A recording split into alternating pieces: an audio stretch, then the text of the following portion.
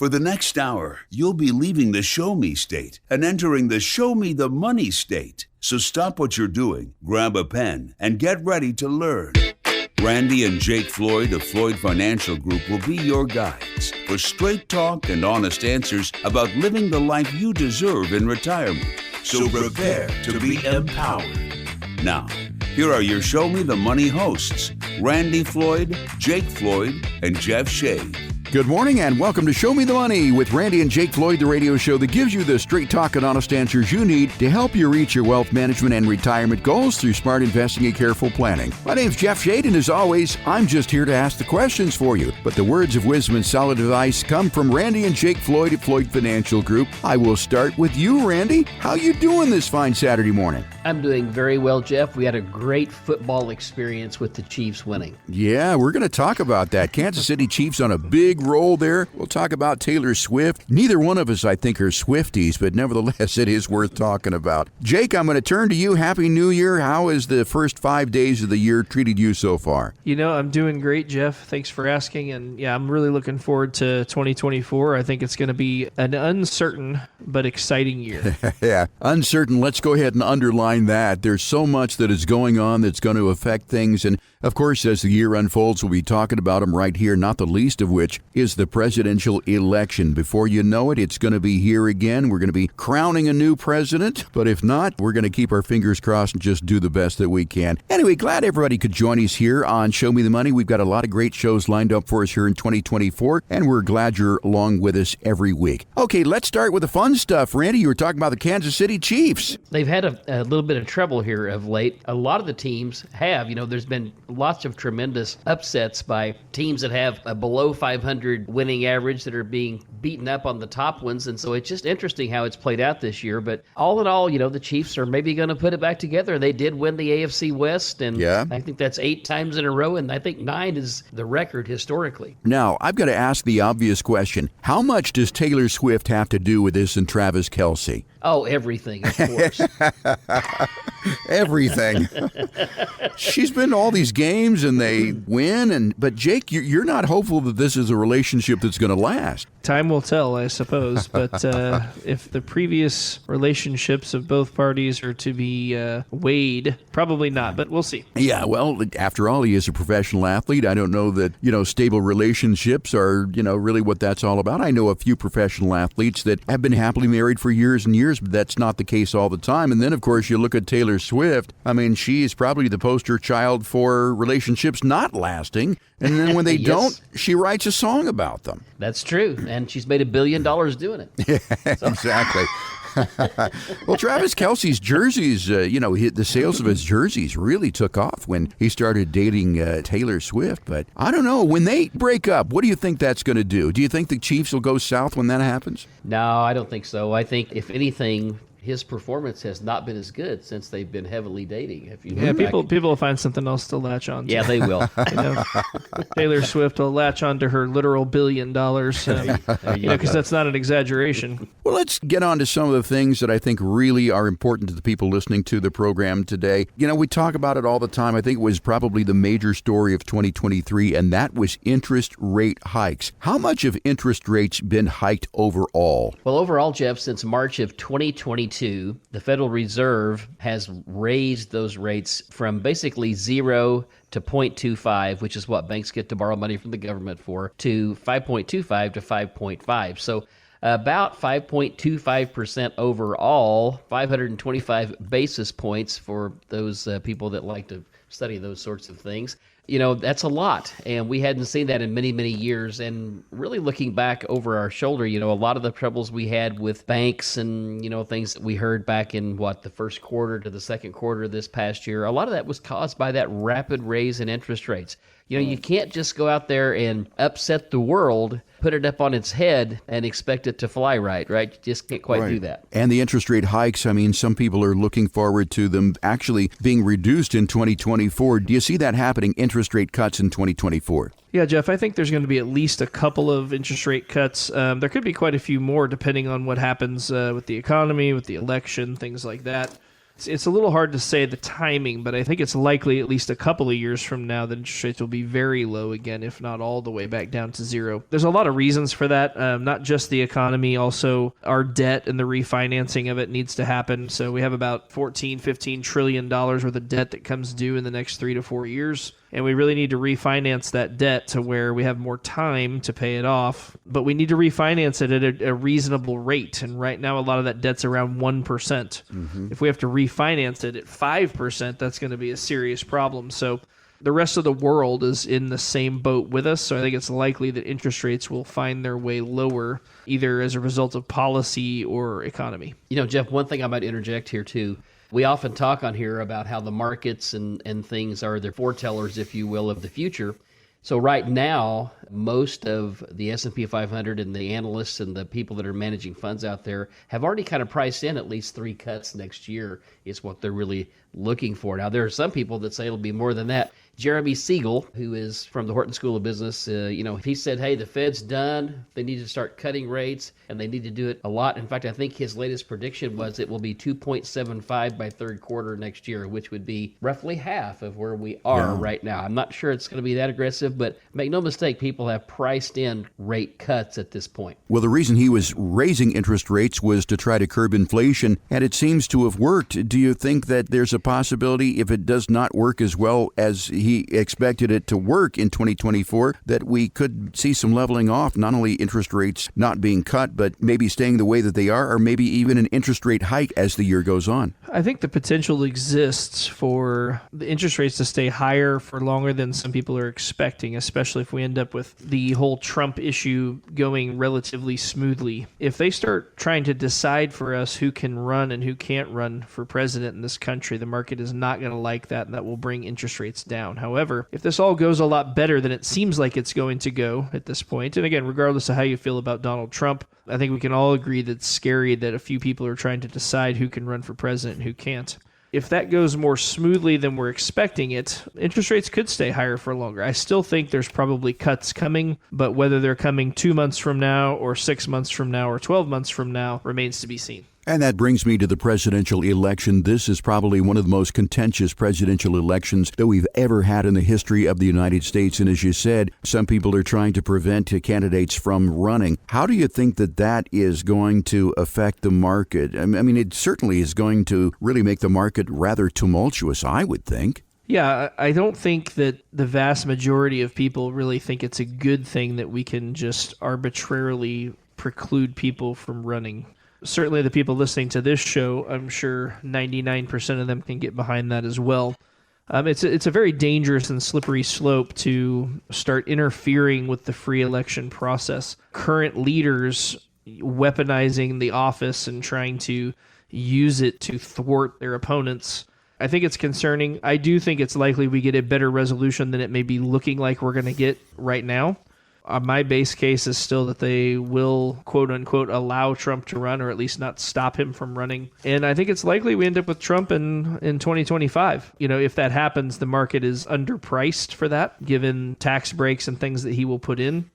Again, regardless of how you feel about him, he will be good for the market. He'll be good for trade. He'll be good for ending some of these frivolous wars that we're involved in. I think the potential for all that is pretty high, and it's to the good side. Now, that doesn't mean that we can't start World War III tomorrow. It doesn't mean that Congress can't do something stupid tomorrow. But I'm just saying that I think that's kind of our base case, is that things will continue to work their way higher. There's too much negativity still in the markets.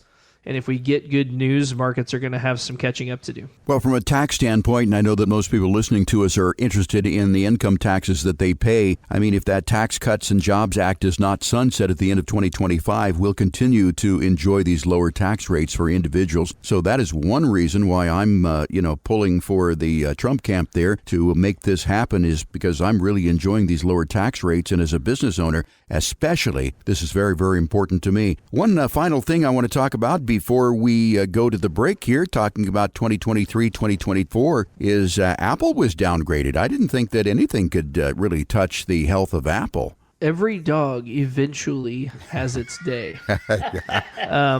Those who know me well know that I have been negative on Apple for quite a while. they're simply not innovating anymore, and they're being traded as a growth company that's not growing. And so they're seeing things that I've been looking at for a couple of years. And again, granted, I've been quote unquote wrong. To be early is still to be wrong. So I will be the first to admit that I've been wrong. However, I'm not surprised at all to see the downgrade. However, it's important to remember when we're talking about Apple that they have the largest stock buyback program in the history of the stock market. So they buy back about $90 billion worth of their stock shares every year. Any weakness in Apple is going to be buoyed by their ability to buy back stock, but also by the fact that they're 7% of every S&P 500 large cap fund, NASDAQ fund. They're a huge portion of all these funds. And so as money comes in, there's forced buying of Apple, more Apple than any other company. While I agree with that assessment, I'm not ready to throw out Apple just yet totally down, just because there's a lot of things that are going to have to go away before they really start to have a lot of trouble stock price-wise. Randy and Jay, considering the things that we've talked about here in the first part of the show today, the first show here of 2024, Apple downgraded, of course, interest rate hikes, the presidential election, controversy, all of that. People listening to the program today want to know, what does this mean to me? I've got some money that I've been sitting on here in safe investments. I'm thinking about going back into the market. What advice would you give to someone who asked that question of you in person at the office? Well, I think a couple things, Jeff. Number one, I'll just tell you what I'm looking for. I'm looking for more in 24. Okay, well, that's that. I like that saying. A little corny, but I like it. No, I like so it. Seriously, I think we've turned some corners financially, but I also think we've turned some corners mentally.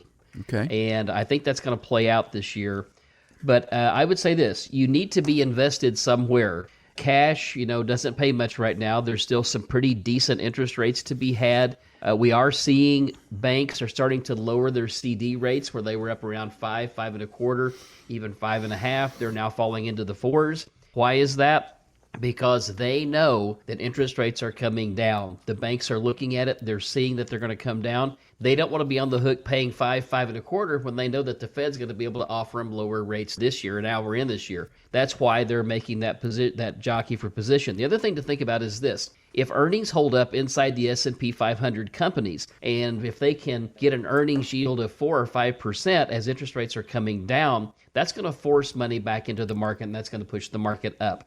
So I feel like that rates are going to come down, markets are probably going to be up for the year, and we're going to position our clients to be able to harvest some of those gains, both from the falling interest rate perspective as well as the market going up. Well, Randy and Jake, I'm sure that based on our conversation this morning that our listeners probably do have some questions of you. So if you're listening to the program this morning and you need answers, then I want you to request your no cost, no obligation, no judgment Floyd Financial Group Retirement Review. You can do it this morning by calling 417-889-7233. 417-889-7233. Now, I know it's Saturday morning. Go ahead and leave your information there, and Ashley will give you a call back on Monday and set you up an appointment to talk with Randy and Jake. It's just a friendly conversation to create a path towards a prosperous and successful retirement journey here in 2024. Now remember, once again, it's not going to cost you a dime, but it could answer some questions that will put you on a successful path for a retirement that could last, get this, 30 plus years or more. Once again, that number, 417-889-7233. You can also request your complimentary consultation online at FloydFinancialGroup.com. Time for a break, gentlemen. When we come back, we'll be talking about 5 2023 financial events and the timeless lessons they reinforced when our show continues, right here on 104.1 KSGF, where Springfield comes to talk. Ready for another helping of some more real money talk? Thought so. Now, here's another serving of Show Me the Money with your hosts, Randy and Jake Floyd, with Jeff Shade. Welcome back, everybody. This is Randy and Jake. You're listening to Show Me the Money, and in this segment, we're going to be talking about the 5 events that affected 2023. And how does that look in 2024? All right. From aggressive interest rate hikes to bank failures to the rise of AI, 2023 has shown us why it's so important to take advantage of opportunity, but also keep a level head with our financial plans. There's a lot we can learn from what happened in 2023. So let's go down the list here. There are a lot of them, but we're going to really focus on only 5 this morning. Event number 1, aggressive interest rate increases to combat inflation. Yeah, for sure. We saw some moves there by the Federal Reserve that we hadn't seen for a very long time. In fact, I remember back, I think it was 2018, right, Jake, when Jerome Powell came out on a Sunday and lowered interest rates 2% to 0. I think that's what it was 18. Because I was sitting there and I was watching golf on a Sunday afternoon, and this news flash came across. And, you're supposed to do that, Jerome, only on Wednesday every 6 weeks. So I don't know. He did do that during COVID.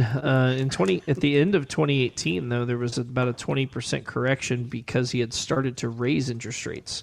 And the market was like, I don't know about all this. Yeah. So he had done the taper. We'd gotten through the lack of bond buying, and then he started to raise interest rates, and the market went down 20% in about 25 days or so at the end of the year in 2018. That was December so of I think 18. You're right. Unfortunately, the Fed has a huge influence on the market, and once you've opened Pandora's box and you're willing to change interest rates and affect free markets, it's very hard to put Pandora's stuffer back in the box. Right.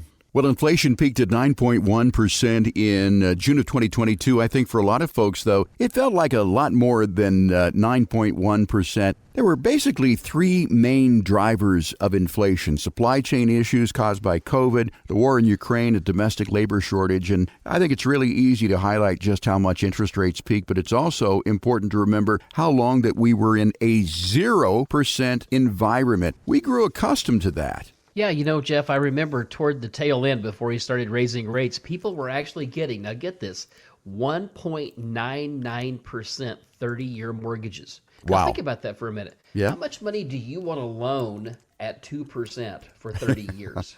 I don't want to loan any. No. But people were doing it right and left, because we were so used to, like you said, that zero rate environment. Well, we grew accustomed to those 0% interest rates on our checking account. As you said, sub 3% mortgages, they became the norm. But alas, those things are not normal. So what is the takeaway or the lesson that we can learn from that?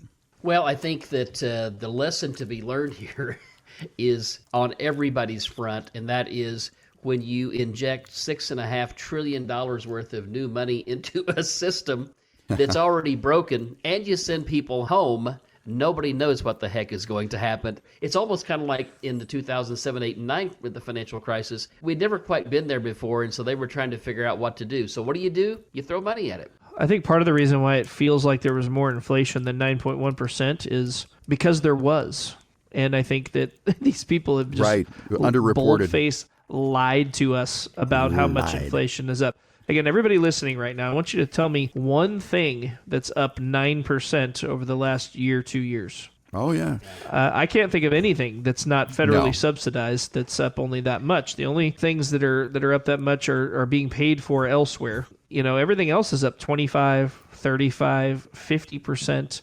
Some things are double, depending on what we're talking about. Just going to the grocery store, where it used to be $150, it's $250 now. It's not... Yeah. The fact that they think that they can tell us these numbers and everybody's just going to swallow it is very interesting to me. Of course, they did this back in 2008 with the unemployment numbers as well, where they changed the way they calculated unemployment to make it seem better than it was. The government does have a long, sad history of trying to, quote-unquote, protect people from knowing the truth. I think I'm about ready for the government to tell us the truth for a change. Okay. I'm tired of them deciding for us what is acceptable and what is not acceptable for the public to know. I think the public should just know everything, and then we can act accordingly. Yeah, well, I want to wrap up number one by saying I think the lesson here is take advantage of opportunity. I mean, if you refinance below 3.5%, high five for you. But this is the most obvious one. What it illustrates is an important lesson. When opportunity presents itself, we must be willing to take some swift action because it may not last. Okay, Jake, big story in 2023, bank failures. Yeah, Jeff, so in 2023, March, I think it is, we had several bank failures. And a lot of that was due to the types of investments these banks were making and excessive risk-taking. However, since the who's who of Silicon Valley and the influencers and the government all banked there, guess what? They all got bailed out. Shocker. But yes, I think that when it comes to bank failures, I kind of thought it was going to get worse than it did. There's a lot of things on their balance sheets that are worth less because of event number one that we just talked about. So as interest rates went up, it devalued the holdings of a lot of these banks. people underestimated how much the value of those things could fall in a short period of time given the aggressive rate raising that was taking place. And so Silicon Valley Bank failed, and then shortly after that it was Signature Bank, and then First Republic Bank. The amount of debt that institutions have, but also the amount of debt that individuals have, it's possible this may not be over yet. Well, Enron and PG&E in 2001, Lehman Brothers, Washington Mutual in 2008. I think you're getting the picture here. Even the biggest and the most dominant companies today may not exist tomorrow. So I think the lesson here is concentration creates wealth, but diversification preserves it. So that's the lesson we'll take from the bank failures. Number 3, another debt crisis, in quotes, avoided. Yeah. I don't really think so, but that's kind of what we've been told. Yeah. You're talking about getting the truth. Yeah, I know what you mean. Just because we're able to borrow more doesn't mean we can pay it back. Well, The key to the individual debt crisis here is unemployment. As long as people keep their jobs, we're not going to see this bubble burst. However, if unemployment rises meaningfully and people start losing their jobs, a 2-income household, a husband and wife making $50,000 a year each, 2-3 years ago could have bought a house that was $400,000. Yeah. It's way, way too much house. If they start to lose their jobs, they will walk away from those houses if they're underwater. That will kind of be the first part of all of this, right? So for the last 23 years, 24 years, but certainly through 2010 up to 2020, the house was used as a piggy bank. Right. So every time that people would over leverage themselves, they'll just go back to the bank, refinance, and get some money out and pay off their credit card debt. Well, that's not really an option in today's world because interest rates are higher. Now, that may come around again at some point, but basically the key to this one, and so far it has been avoided, and I do think it could be totally avoided for the next few years, depending on what happens. But the key here is going to be the unemployment rate. If we start to get meaningful unemployment going up, we're going to see, some of these debt bubbles start to burst. Well, let's do an analogy here. I always like analogies. Imagine that your monthly expenses are $10,000, and the problem is your income is $7,500. So you put the additional $2,500 on a credit card. When you approach the limit, you give your credit card issuer a call and ask them to increase it. Well, before long, it becomes a spiral that you cannot escape. And you see where I'm going with this. I think the lesson here is don't miss the forest for the trees. Event number 4, AI comes front and center. People have been worried and talking about AI since at least, when Terminator came out in the early 80s. Last year, it really became kind of a mainstream thing to talk about for the first time. I tell my clients and people I talk to, I think AI 10 years from now will be the way Wi-Fi is right now, meaning 15 years ago, not every device you own connected to the internet, but now all of it connects to the internet. Your watch, your car, you name it, it pretty much connects to the internet. And so what's going to happen is I think the same is going to be true 10 years from now for AI, where AI is, kind of still this nebulous thing that we can't really see or touch. What's going to happen is your watch is going to be connected to it. Your computer is going to be connected to it. Your computer is always going to be trying to guess what you're wanting before you want it.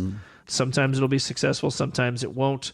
If AI doesn't scare you, I don't think you're paying attention. It should scare you. However, it's also going to be the next big catalyst in wealth creation in this country and around the world. In the 80s, we had the advent of the 401k. In the 90s, we had the internet. In the 2000, we had a lot of, real estate and all that kind of thing was really blowing up. And then 2010, we had, all this money printing that we did. We're always looking for what's the next catalyst? What's the next thing that's going to be the jumping off spot? And AI, no doubt, is going to do a lot of that through increase productivity, but also reducing the workforce at some point at a time where we're probably going to need it because people are retiring like there's no tomorrow. Yeah, AI should scare you, but it is also a massive opportunity. Right, and I think one of the pushbacks to AI was it was heralded as something that was going to prevent humans from doing mundane white-collar work. But as you said, if you embrace technology and don't fall behind, you'll be better off. So that's our takeaway for AI coming front and center. Now, did you read the article, though, about the robot at Tesla that attacked the engineer? So I think the company that will probably carry the most profitability will be the one that has the the universal off button. Yeah. For Yeah. robots. How can we turn this thing off? Need a patent a kill switch into all robots. Yeah, that's the next quadrillion-dollar idea there. I can get behind that one. Anyway, that's what's happening with artificial intelligence. I fear it to some extent, but, I wouldn't be where I am today had I not embraced technology. When digital recording came along, if I'd said, no, I prefer tape, I certainly would have fallen way behind. So take a look at technology, try to embrace it, and see what it can do for you. The final one here, the one that didn't happen was a recession. Yeah, I think we need to add yet to the end of that. If we don't have a change in leadership, we're going to have a major recession. We need a change of leadership in this country. And again, whether you're a Trump person, whether you're a DeSantis person, or whether you're a Vivek person, or whoever it is that you like, we just need somebody other than Joe Biden. We have to have somebody that will stand up for this country. Assuming we have that, we may avoid this recession altogether, or we may keep it shallow. However, everybody was sure we were going to have a recession the second half of last year, and not only did that not happen, but we started to grow again from where we had gone down a little bit the first part of the year. Predicting recessions, predicting all this kind of thing is a little bit of a fool's errand, especially when it comes to the market. That time in the market is more important than the timing of the market. If you simply stay invested, that's what you want to do. So again, a lot of people want to be able to get in and out and in and out and in and out of the market. And while there are certain times to liquidate outside of the market, and there's times to be patient, for the most part, staying invested, making sure you understand your risk tolerance so that you can stay invested is really one of the big things. And again, when it comes to the recession, we'll see what happens. As I've said many times on this show, please go vote. Well, I think the lesson here is that there's always more good news than bad, but you just got to look for it. And the second lesson is don't bet against the U.S. We're talking with Randy and Jake Floyd here at Floyd Financial Group. Glad you could join us here on this Saturday morning. If these guys are making sense to you, you want to get in and sit down with Randy and Jake and create a path towards a retirement in which you not only survive, but you thrive. Why don't you do it here for the first important thing you do for 2024? Take advantage of the timing right now. You've got most of the year left. Why not take advantage of that and call 417-889-7233. Get in and sit down with Randy and Jake and have this conversational analysis of your portfolio. Ask your questions to put you on that path towards a successful retirement. Once again, it's not going to cost you a dime. 417-889-7233 is the number to call. You can also request your plan online at floydfinancialgroup.com. We're going to take a quick break, gentlemen. When we come back, we're going to be talking about some tax deadlines that you need to know about and more when our show continues here on 104.1 KSGF, where Springfield comes to talk. We're back with your financial catch of the day, and it's a big one. Here's more Show Me the Money Radio with your hosts, Randy Floyd, Jake Floyd, and Jeff Shane. Welcome back, everybody. This is Randy and Jake. You're listening to Show Me the Money. And in this segment, we're going to be talking about some tax deadlines and some things you should be thinking about. That's right. I mean, taxes are something that really I think you should think about all year long, but they come into focus here in the early part of the year because, of course, April 15th, April 16th in some years is rushing towards us faster than we would like to think. So let's talk about some of the tax deadlines here coming up in January. First of all, there's one coming up January the 10th. So, Jeff, January 10th is the time when if you are somebody that earns tips for a living or part of your living, you have to report those December 2023 tips by January 10 to your employer. And I know that everybody that earns tips always reports everything that they earn. I'll never forget, actually, when I was 14 and I had one of my first real jobs. I was working at a Piccadilly cafeteria in Tulsa. Mm-hmm. And so Piccadilly, for those who don't know, is a little bit like a Luby's or like Heritage Cafeteria used to be here, where it's kind of a smorgasbord thing where you go in, you pick up your food, you check out, and then you go sit down and eat it. But it was kind of a pseudo buffet, if you will. But I went in, and my first day I went in and I made, I don't remember how much it was, maybe $50 or $60 in tips. So it was a pretty good day. I was there, 8 or 10 hours, and so at the end of the shift, I'd never really had to report tips before. So the manager comes out and says, hey, you have to report each day how much you make in tips. How much did you make? And I said, $60 or whatever the number was. And he said, no. He's like, you had $5. $5. And I said, what? And he's like, well, you don't report all that. You have to pay taxes on it. Then I was like, okay. And so anyway, that was my first forte as an honest guy. I definitely didn't like that very much, but I think that pretty much the norm in the restaurant business and other businesses, not all businesses, but I thought that was kind of a funny story I would share. Yeah, well, they make like, what, $1 something an hour or something? Restaurant workers only make that much, so they make their living on tips. I always give the tip directly to the server, and I give it in cash, but I guess, it's up to them to report it. Now, sometimes if you pay with a credit card or something, there's a place where you can give a tip, and I don't know how that works. I've never gotten a tip in my life for anything that I've done. I'll tell you a funny little story. Over the holidays, my wife and I were in California, and she wanted a cup of coffee at Starbucks. It was like $5.95 for it, and I wasn't really looking, and I just, hit the button because, electronically you can say what you want for tips. I hit the $10 button. And boy, I can tell you, I never had a better cup of coffee. It was never quicker. The guy addressed me 3 times by name. He was really appreciative of that $10 tip. Well, that's good. January the 10th is the deadline for turning in your tip information. January the 16th, what's happening then? So January 16th, that is when for all the business owners, you have to pay, or anybody that's got a business, maybe unemployment, you have to pay your estimated tax payment for the fourth quarter of 2023. After that, you're late and could be subject to penalty. All right. Now, we were talking about the penalty. What is the penalty if you do not pay your estimated taxes on time? So, the penalties aren't that bad. There's one section that says, hey, if you haven't paid them, in full by January 31st, whatever you owe, they're going to end up charging you 0.5% per month of what you owe out there up to a maximum of 5%. So it's not too bad. There's probably some small business owners that are listening to this conversation today. And I was a small business owner, or have been for many, many, many, many, many, many, many years. I will just tell you that I was never one to really file quarterly payments. Now, that doesn't mean that you shouldn't. If you got your tax person in place and that's what they're telling you, I would stick with them because they're going to guide you through the process. For a lot of people that are small business owners, especially if they're maybe newer in business or they're in a business where they're really trying to grow and get going, right, they may not have the money to pay estimated taxes sometimes. Sometimes if they're just trying to make payroll and things like that. Sure. Just know that is the deadline for you to pay your fourth quarter taxes to avoid all penalty problems. And what you're saying is if the penalty is 0.5%, but you can take that money and make 5% on it, you're better off to go ahead and not pay the quarterly tax payments. Myself, just because I like to keep up to a level playing area there, I always send them in. But you're right. It is just determined by what your tax preparer tells you and what you're comfortable with doing. Also, January 16th, we got a lot of farmers here in this particular area. Now, they have to pay their estimated tax by that time too, right? Right. Sure. There's small business people as well. And there's a few things that are different for farmers. I don't know about the fisherman thing for sure. I've never actually been taxed as a fisherman, but well, you don't make a living doing that, do you?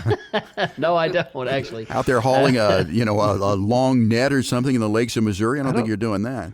I don't know. I think getting a fishing license feels like a tax to me. But Yeah, kind of is. But yeah, same thing. Got to make your estimated tax payment for 2023. So that's January 2024. Let's skip on to February 2024 tax filing deadlines. February the 12th, tips once again, but also February the 15th has some significance. Yep, that's when you have to file your W-4 to reclaim an exemption from a 2024 tax withholding. In other words, you want to look at who's in the household, who's moved out maybe, who's turned, the magical age, I think it's 26, who's no longer on your tax rolls, unless, of course, they've got full-time employment or employment that's going to be taxable to them. So February 15th is the deadline to file the W-4. So not a lot going on in February as far as taxes go. Let's jump ahead here to March of 2024. Again, March the 1st, farmers and fishermen file their 2023 tax return to avoid penalty if estimated tax not paid by January. And again, March 11th, tips reported to the employer. So that is March. Not a lot going on there. But boy, I tell you, we're saving up the good stuff for April of 2024. April 1st. What is the thing that is significant about April 1st? So if you're taking your first required minimum distribution from your IRA or potentially a 401k, there are some exemptions. If you're still working and you have a 401k, you may not be subject to taking an RMD.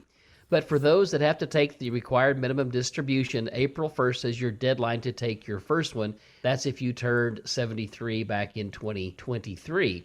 just keep that in mind that you have to do that. And most likely you're going to have to do 2 in this year because you waited until April. Hopefully your tax person got you in the know last year and you paid one in 2023, and now April 1st of 2024 you can make your next one or sometime during the year and not have to double up and maybe move to a new tax bracket in 2024. And once again, for those people who get tips, you got to report them by April the 10th. I think the big one everybody knows about, April 15th. Yeah, well, is it the 15th this year? Because, it's been 17, 16, all those different times. They've played with that number a little bit. I always say 15 April is the deadline. That's what I always remember because, Jeff, forever, it was 15 April, but it has changed a little bit. But it looks like it is this year, 15th of April. So that's right. April 15th does come on Monday. You've got to file your tax return and pay the tax due. But if you can't do it by April 15th, you can file an extension, can't you? You absolutely can. And I know that there's a lot of small business people that file an extension every year,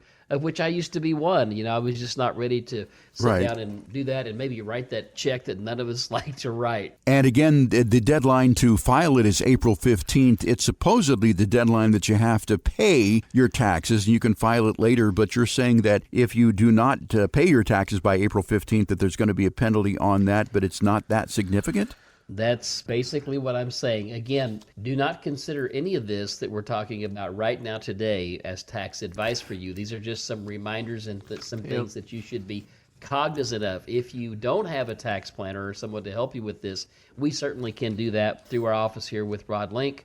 But if you have somebody, be sure and talk to them about these things, and they probably already will be talking to you about them. Right, and their advice may vary. Once again, this is for informational purposes only, but I think most people know what April the 15th is, and, it is something that comes up every year regardless. Two sure things in life are going to be death and taxes. April 15th also is the deadline to withdraw IRA contributions in 2023, right? Yep, that is correct. So if you want 2023 credit, you have to do it by 15 April. That's really kind of a good thing because it gives especially small business owners and people like that who may need to maybe up that contribution or do a contribution outside their 401k, or maybe they had a solo 401k at work or through their business. They can now go and file as maybe individuals to go ahead and get that contribution made into a traditional IRA to help reduce their tax burden for 2023. Yep, April 15th is the day where you have to report everything that the IRS isn't going to review for at least probably a couple of years. Yeah, okay. Right. Well, nevertheless, if anybody has had any dealings with the IRS recently, you'll know that they are not exactly on the ball with anything. I had actually in 2021 there was a mistake that they had made on one of my tax forms, and they didn't find it for 2 years. Wow. And then they came back and said, "Oh yeah, here's your money back. We kind of overbilled you here because we didn't see that you already had this amount in." And we're like, "Oh, well, thanks for that." Well, once again, I want to underline that if you do have questions, certainly consult your tax professional. Here at Floyd Financial Group, our tax pro is going to be Rod Link, and Rod is available to consult people who are clients of Floyd Financial Group. He's in the office, once or twice a week? Yeah, and he kind of as needed, depending on what the demands are. But yeah, he spends at least one full day a week here in our office. But again, depending on what demands are client-wise and that sort of thing, we can get something scheduled. So once again, you got questions about your tax obligations, you're interested in tax mitigation, maybe you don't want to pay more than you have to in taxes, certainly Floyd Financial Group can help you with that. So if you've got a question about taxes or really anything about your retirement portfolio, call 417-889-7233. Get in and sit down with Randy and Jake and ask your questions. It's just a friendly conversation. It's a no-tie zone there at Floyd Financial Group to get your questions answered and put you on a path to a prosperous retirement. Once again, no cost, no obligation, and no judgment for that review. The number to call, 417-889-7233. You can also request your complimentary consultation online at floydfinancialgroup.com. Time for a break. We'll be right back with the final portion of our show right here on 104.1 FM KSGF, where Springfield comes to talk. Ready to climb a mountain of financial know-how? Good, because it's time for more Show Me the Money with your financial Sherpas, Randy and Jake Floyd. Welcome back, everybody. This is Randy and Jake. You're listening to Show Me the Money, and in this segment, we're going to be talking about tips for level-headed investing in 2024 and beyond. And Randy, as we head into the new year of investing, now's a pretty good time to consider where you've been and where you're going, and adjust where and if needed. So the number one thing I want to talk about here is know what risks you're taking. You know, one of the things that's probably propped this market up a little bit is the fact that public sentiment, how people feel, has been a little better in the fourth quarter and even late in the year than it had been. Now, just because people feel better doesn't necessarily mean that the market is better. So we have to be careful when we start to make investment decisions and make sure that we're looking at the basics of investing. What is going on with interest rates? What is happening as far as business across the country? What sectors of the market are growing? What sectors are declining? Where is opportunity? And as we build this investment strategy, we have to look at, hey, what's the possibility that the market goes down? And if it does, what damage does that do to my portfolio? Versus, hey, what if the market goes up? What's my upside? And then we got to actually consider everything in between as well when we look at developing an investment retirement strategy. So when you're building these retirement plans for people, Randy and Jake, you probably talk about the expected range of outcomes. How important is that to talk to your clients about what could happen and then what strategies that you're taking to mitigate the downside of these things? Sure. So a lot of people, you know, as they've invested their money in their 401k and just dumped it in over the years for 25, 30, sometimes 40 years now, when they sit down with us the first time, they know they got this money over there to the side, but it's just kind of built up over time. And so when we start talking about return on investment and how much money they can withdraw, it's kind of a new thought process for them. So we take people through the process of saying, hey, you know, if markets are good, that's great, and we want to capitalize. If markets are bad, you know, we want to try to mitigate the downside as much as possible. And by doing so, with you withdrawing money out of your accounts for the first time rather than depositing money into those accounts, we have to have a good blend that, hey, if the wheels fall off, it doesn't kill us. And hey, when things are good, we're going to get, you know, the lion's share of what the upside is. And it's always important to talk to people about risk tolerance and risk capacity. And any investment that you make has risk to it, but there are certainly ways that you can mitigate that risk. But I think any good financial advisor will tell you about the ups and the downs. And any financial advisor that guarantees, and I'll underline, if anybody guarantees you're going to make this, I think you should probably head for the door. Second one here is being careful about anchoring to forecasts.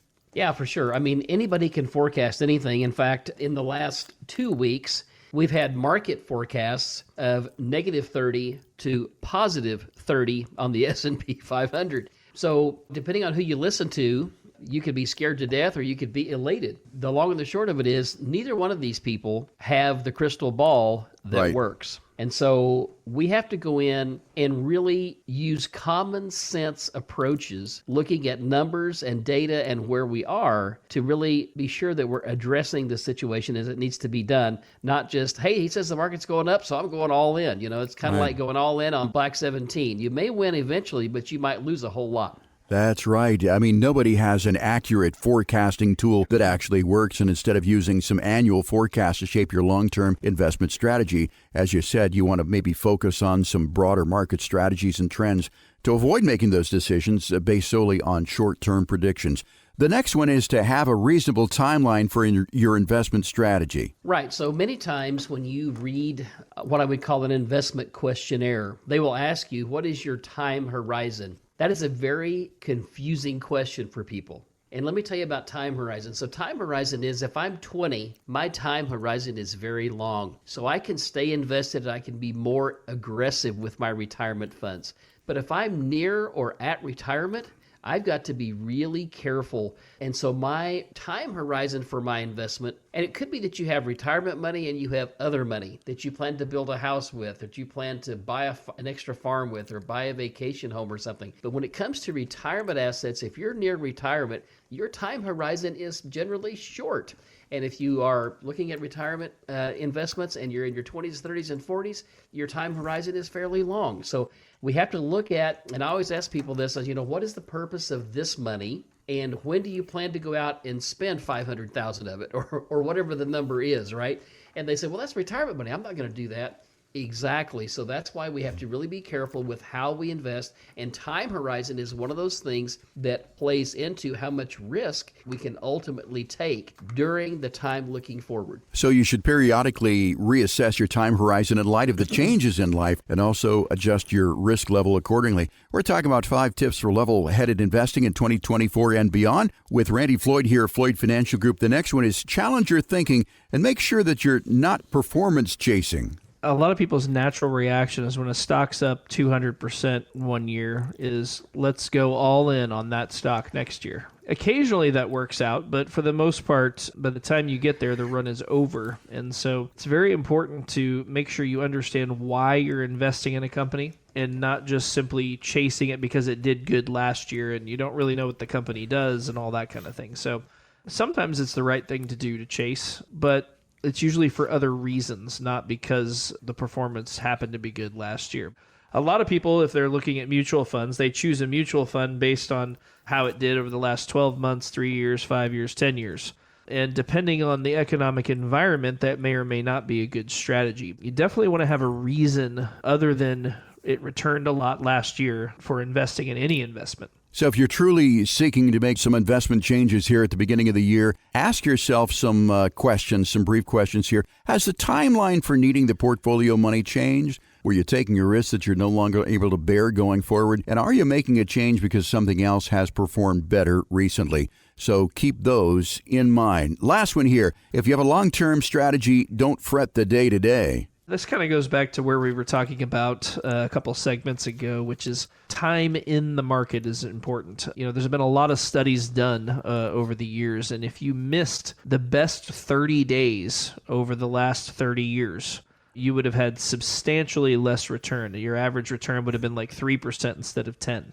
It's nearly impossible to predict when you're going to have a big run in the markets. I mean, you know, this happened to us in the last quarter. You know, the market just started ripping up. Myself and some other people were saying, hey, you know, I think this has gone down too far too fast. We think it could go up for technical reasons as well as fundamental reasons. And, you know, yeah, it definitely went up. But if you missed October 27th through the first part of December, you know, that was like a 14-15% rally there. By stressing too much about the downs, you will risk missing the ups.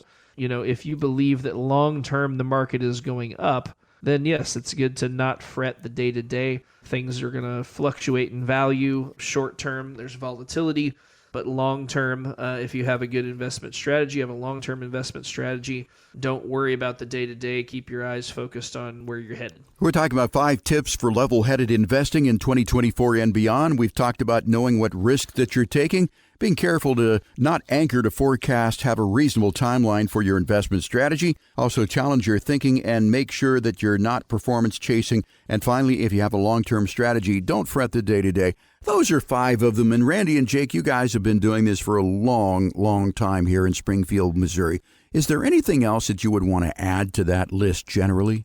So, Jeff, I think having a well-rounded portfolio is also very important. That's not only well-rounded in what types of stocks or bonds that you invest, but also what asset classes that you're invested in. You know, we don't want to just throw everything in the stock market. We don't want to throw everything in Apple stock or whatever your favorite stock is that you think you want to invest in. While we think that tech will most likely always lead stock market gains, most people don't have the risk tolerance to be able to ride out the tech ups and downs. So like in 2022, a company like Amazon was down 60% at one point. And now Amazon's not going anywhere, but that's a lot of volatility. A lot of people were upset when they were down 20 on the year.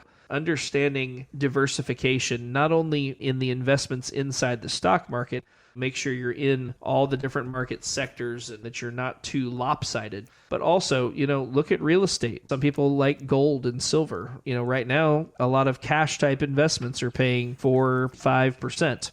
There's a lot of different ways to make money. And if you're a little more diversified, then when any one of those gets shocked, you're going to be less likely to panic and get uninvested, because it kind of goes back to the last one, which is we just need to stay invested. If we stay invested, most of the time you're going to be in better shape than had you not been invested. So, Jake, we remind people every week to call 417-889-7233 and come in and sit down for their no-cost, no-obligation financial review. Now, you've been with the firm 17 years or more. I think Randy certainly has been with the firm way more than 20 years. What can people expect when they come in and sit down? Is it going to be some pressure-oriented session? I mean, are you going to force people to sign on the dotted line? What does that initial consultation look like? In our initial consultation, a lot of times what we want to do is just answer what questions that you have. In order to answer those questions, though, we will have to ask some questions of our own. We have to kind of understand who you are. A lot of people come in and say, hey, am I ready to retire, or have a look at their retirement assets? But some people come in and say, hey, I'm considering doing X. What do you think about that? Those are all questions that we can help weigh in on. We just need to get to know each other. There's no pressure of any kind. We're not going to ask you to do anything in the first meeting or talk about investing money in that meeting. We just explore kind of who you are, what's important to you. And then after that first meeting, we go to the drawing board and create a plan that helps you accomplish your goals. And so it's really about you and what you're trying to accomplish. We want to just help facilitate that any way we can. So for those people who have been hesitant to call 417-889-7233 because they didn't know what they were going to get themselves into, I want you to understand that this is just a discovery process. It's sort of like a public service. All you've got to do is sit there, ask your questions, and get the honest answers that you need to help you on your path towards retirement. And once again, it doesn't cost you a dime. There is no obligation, and certainly there is no judgment. So why wouldn't you want to get 2024 off to a good start? You can do that by calling today, 417-889-7233. Leave your information, just your name and your telephone number. Ashley will give you a call back on Monday, take a little more information from you, and set you up with an appointment with Randy and Jake to put you on that path towards a successful retirement. Again, no cost, no obligation, 417-889-7233. You can also request your complimentary consultation online at FloydFinancialGroup.com. Well, gentlemen, we're out of time for this week. I want to thank you for your time, Randy and Jake, but most importantly, thank you for listening to us here, the fine people of Springfield, Missouri. For Randy and Jake, I'm Jeff Shade. Have a great weekend.